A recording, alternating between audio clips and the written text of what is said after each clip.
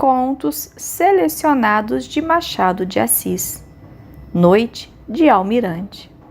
Deolindo Venta Grande era uma alcunha de bordo. Saiu do arsenal de marinha e enfiou pela rua de Bragança. Batiam 3 horas da tarde. Era a fina flor dos marujos e, demais, levava um grande ar de felicidade nos olhos. A corveta dele voltou de uma longa viagem de instrução e Deolindo veio à terra tão depressa alcançou licença. Os companheiros disseram-lhe, rindo: "Ah, Venta Grande, que noite de almirante vai você passar? Ceia, viola e os braços de Genoveva, colozinho de Genoveva." Deolindo sorriu. Era assim mesmo, uma noite de almirante, como eles dizem, uma dessas grandes noites de almirante que o esperava em terra. Começara a paixão 3 meses antes de sair a corveta. Chamava-se Genoveva, caboclinha de 20 anos, esperta, olho negro e atrevido. Encontraram-se em casa de terceiro e ficaram morrendo um pelo outro, a tal ponto que estiveram prestes a dar uma cabeçada. Ele deixaria o serviço e ela o acompanharia para a vila mais recôndita do interior. A velha Inácia, que morava com ela, dissuadiu-os disso. Deolindo não teve remédio senão seguir em viagem de instrução.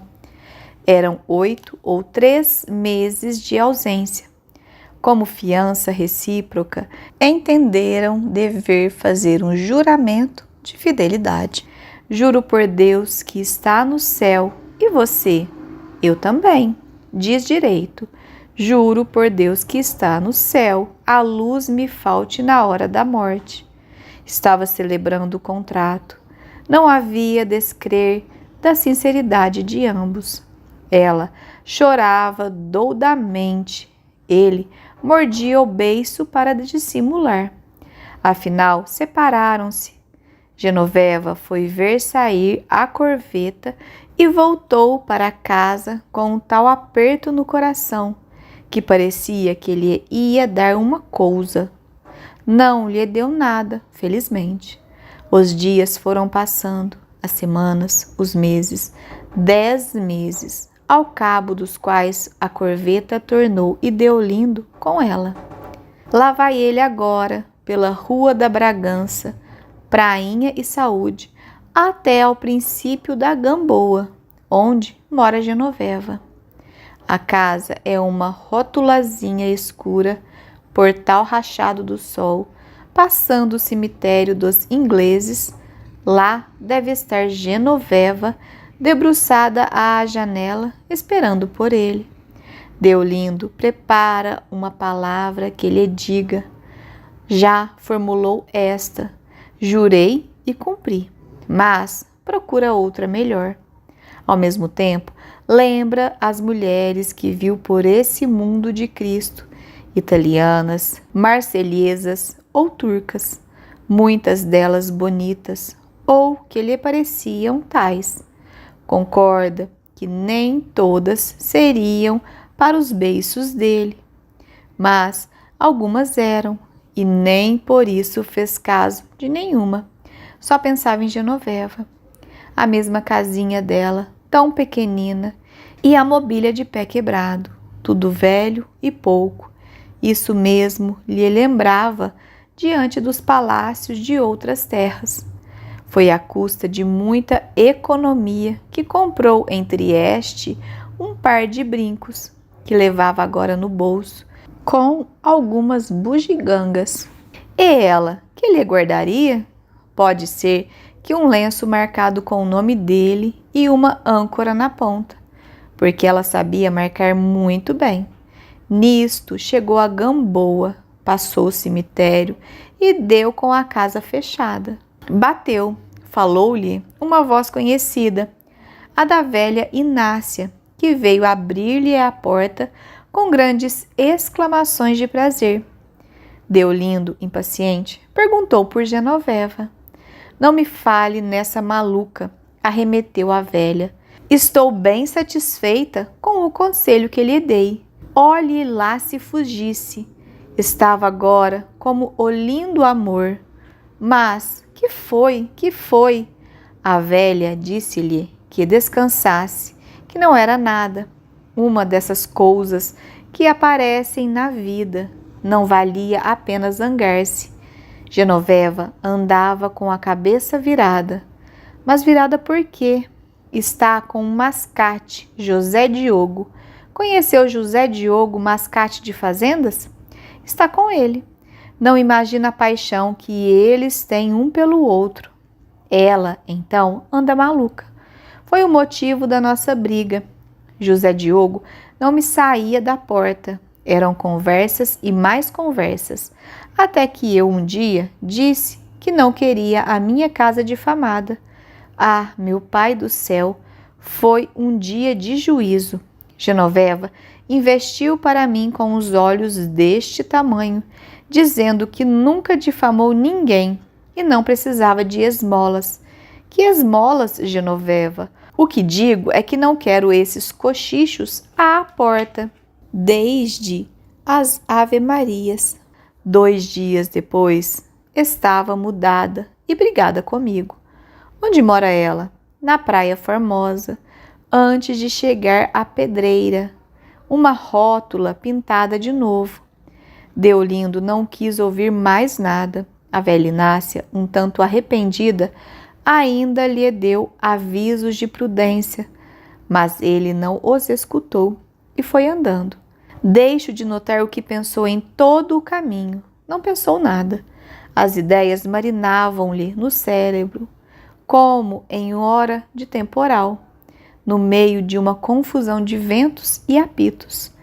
Entre elas rutilou a faca de bordo, ensanguentada e vingadora. Tinha passado a Gamboa o saco do alferes. Entrara na Praia Formosa.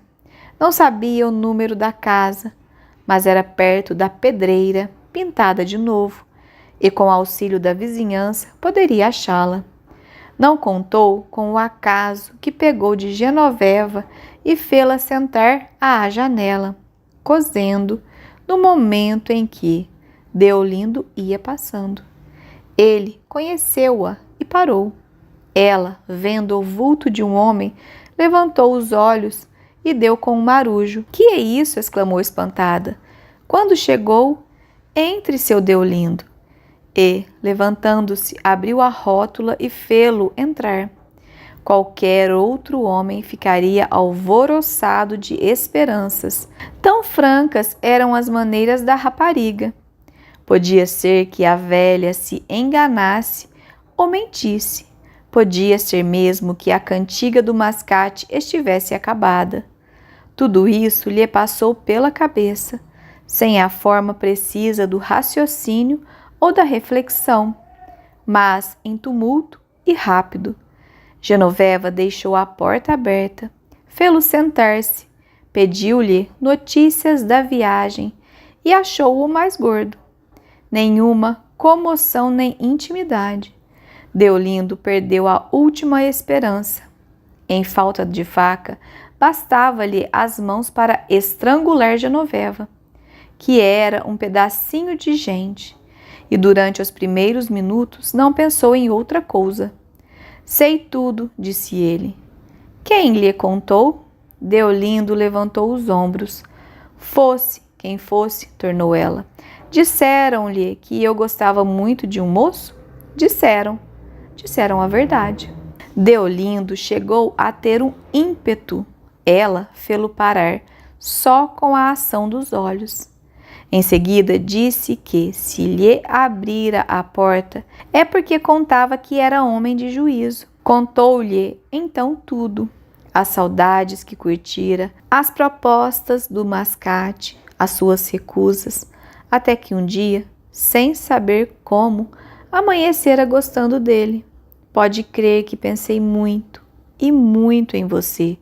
Sinhá Inácia, que lhe diga se não chorei muito, mas o coração mudou.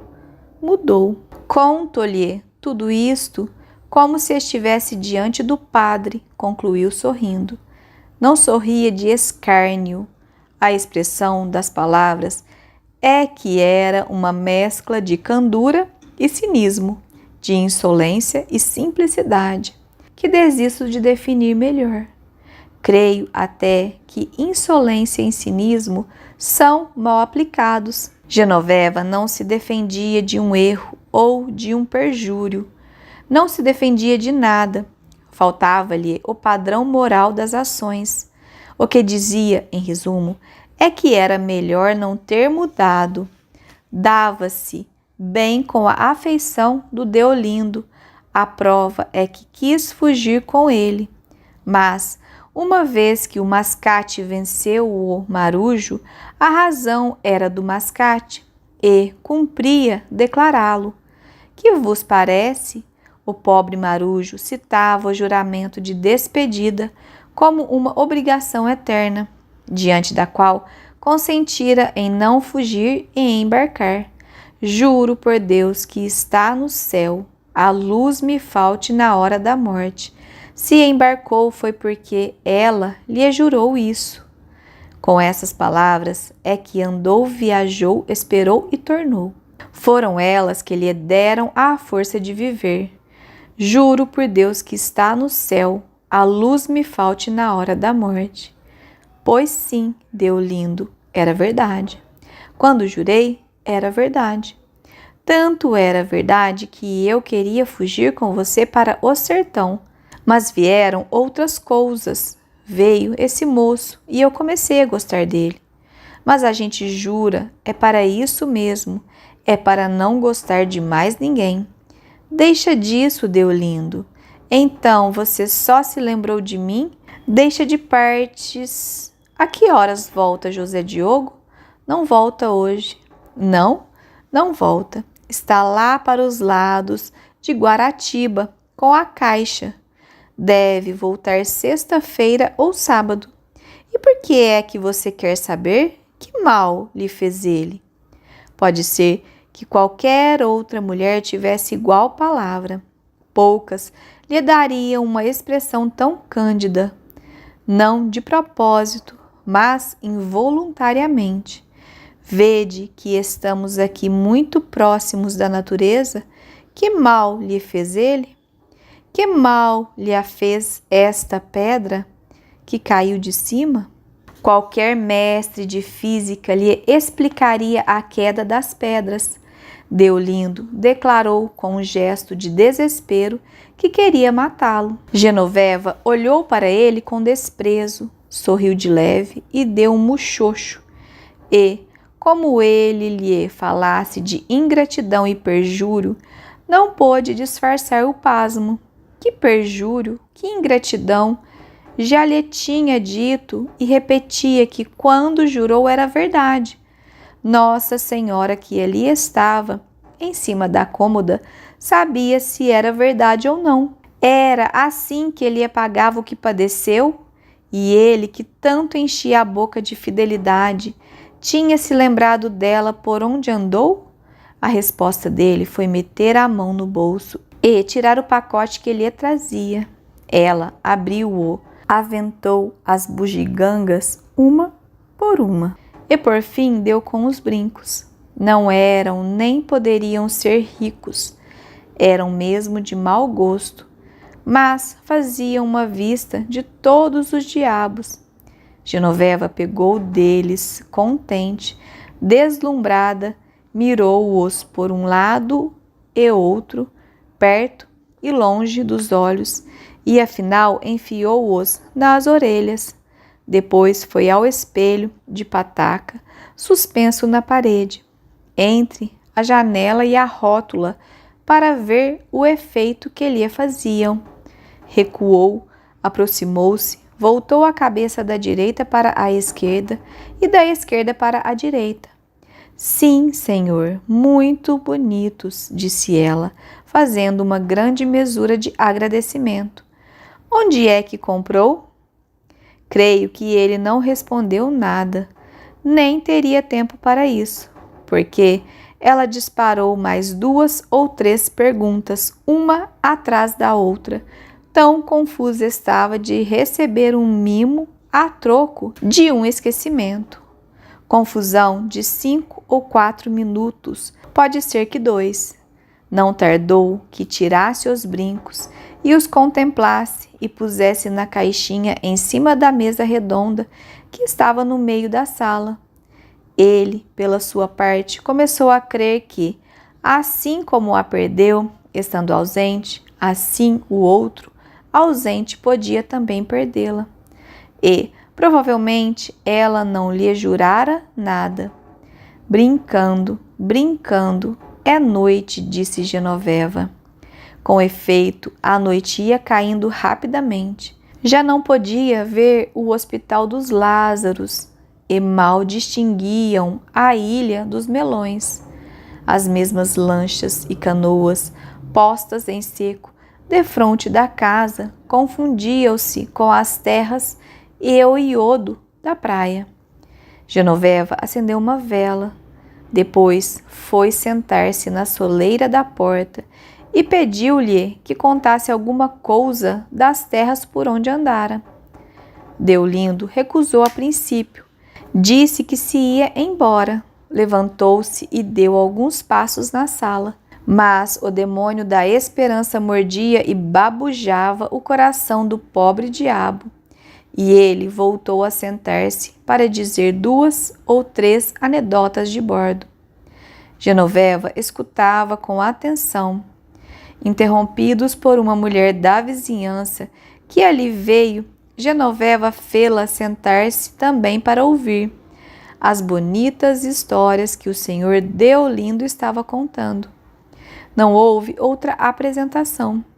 A grande dama que prolonga a vigília para concluir a leitura de um livro ou de um capítulo não vive mais intimamente a vida dos personagens do que a antiga amante do Marujo vivia as cenas que ele ia contando, tão livremente interessada e presa, como se entre ambos não houvesse mais que uma narração de episódios.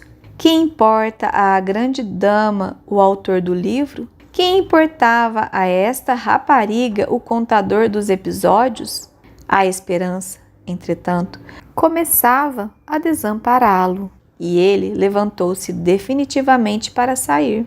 Genoveva não quis deixá-lo sair antes que a amiga visse os brincos e foi mostrar-lhe-os com grandes encarecimentos. A outra ficou encantada, elogiou-os muito, perguntou se os comprara em França e pediu a Genoveva que os pusesse. Realmente são muito bonitos. Quero crer que o próprio Marujo concordou com essa opinião. Gostou de os ver, achou que parecia feitos para ela e, durante alguns segundos, saboreou o prazer exclusivo e superfino de haver dado um bom presente. Mas foram só alguns segundos. Como ele se despedisse, Genoveva acompanhou-o até a porta para lhe agradecer ainda uma vez o mimo e, provavelmente, dizer-lhe algumas coisas meigas e inúteis. A amiga que deixara ficar na sala apenas lhe ouviu esta palavra: deixa disso, Deolindo. E esta outra do marinheiro, você verá. Não pôde ouvir o resto, que não passou de um sussurro. Deolindo seguiu praia fora, cabisbaixo e lento. Não já o rapaz impetuoso da tarde, mas com um ar velho e triste, ou, para usar outra metáfora de Marujo, como um homem que vai do meio caminho para a terra. Genoveva entrou logo depois, alegre e barulhenta. Contou à outra a anedota dos seus amores marítimos. Gabou muito do gênio do Deolindo e os seus bonitos modos. A amiga declarou achá-lo grandemente simpático. Muito bom rapaz, insistiu Genoveva. Sabe o que ele me disse agora? Que foi? Que vai matar-se. Jesus. Qual o quê? Não se mata, não. Deolindo é assim mesmo. Diz as coisas, mas não faz. Você verá que não se mata. Coitado, são ciúmes. Mas os brincos são muito engraçados. Eu aqui ainda não vi destes. Nem eu, concordou Genoveva, examinando-os à luz. Depois guardou-os e convidou a outra para cozer. Vamos cozer um bocadinho? Quero acabar o meu corpinho azul. A verdade é que o marinheiro não se matou. No dia seguinte, alguns dos companheiros bateram-lhe no ombro, cumprimentando-o pela noite de almirante, e pediram notícias de Genoveva, se estava mais bonita, se chorava muito na ausência, etc. Ele respondia a tudo com um sorriso satisfeito e discreto, o sorriso de uma pessoa que viveu uma grande noite. Parece que teve vergonha da realidade e preferiu mentir.